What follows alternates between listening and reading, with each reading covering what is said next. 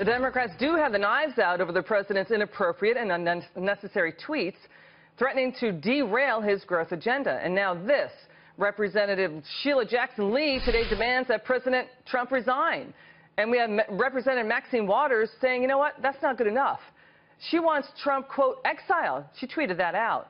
This as the nation's economy is growing after bicycling 8 years through quicksand. Consumer confidence is improving, illegal immigration plummeting. The Iraqi prime minister now says ISIS is near defeat. And Syria got the message that there really is a red line against using chemical weapons. And now this.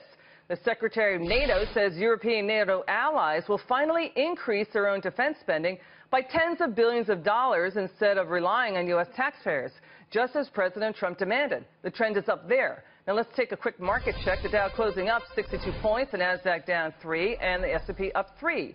Let's bring in former Trump campaign Michigan co-chair. She is Lena Epstein. Good to see you, Lena. Good to see you. All right, people get really emotionally incontinent on Twitter, and we know what the debate has been about all day long. Is this threatening to derail his growth agenda? I think the fact that there are some Americans that hate Donald Trump more than they love America is extremely serious. The bias in the media is unquestionable, especially when it comes to mainstream media. It's very, very important that the Twitter conversation stop altogether. So Lena, do you think the president is getting in his own way? People are saying it's a juvenile, crude tweet behavior. Would you say to the president, stop it, exercise message discipline? If I was sitting next to President Trump today, I probably would have said to him, I would not recommend you making a tweet like that again. At the same time, I understand that this is a human being doing his best.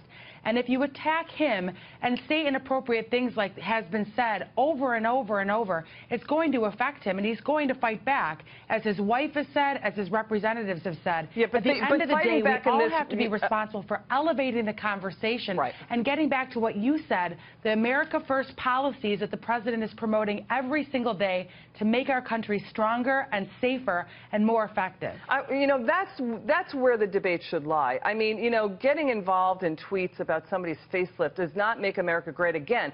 But I'll tell you this, Lena, this D.C. gotcha politics media machine is so lazy, right? And they know it's lazy. They know and Congress knows it's easy to do that kind of gotcha politics. They don't have to do the heavy lift of policy reform like the president wants to get his agenda back front and center, to get the country moving again. Isn't that the debate? Absolutely. It's a very sad part of capitalism that certain cable news networks are making their living criticizing a president while completely ignoring his agenda, completely ignoring the wonderful steps that are being made both in the administration, the House, and the Senate. I applaud our lawmakers, and I think they're doing a great job fighting hard for Americans. Here's the thing, too. This is the other story that's out there. Lena, we've seen this trend take hold for 20 years now. The House was only in session so far 147 days, right, so far this year. We've got to work 260 days.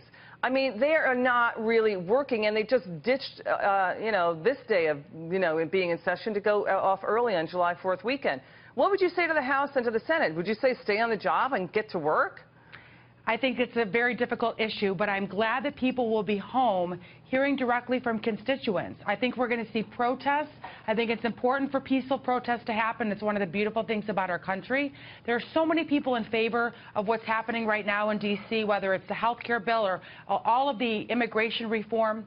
I think at the end of the day, it's important for elected officials to be home, be with their constituencies, and then go back and get things done next week in Washington. Okay, let's move on to this news. President Trump sending in 20 federal law enforcement officials to President Obama's hometown of Chicago to fight gun crime. It's a problem that had increased under the last administration. Now, Mayor Rahm Emanuel, he was Obama's former chief of staff, had asked for help earlier in the year. The president said this, quote, crime and killings in Chicago have reached such epidemic proportions that I am sending in federal help. More than 1,700 shootings in Chicago this year.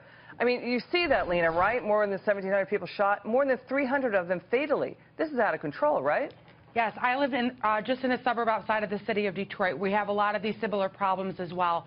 President Trump was very, very clear as soon as he took office.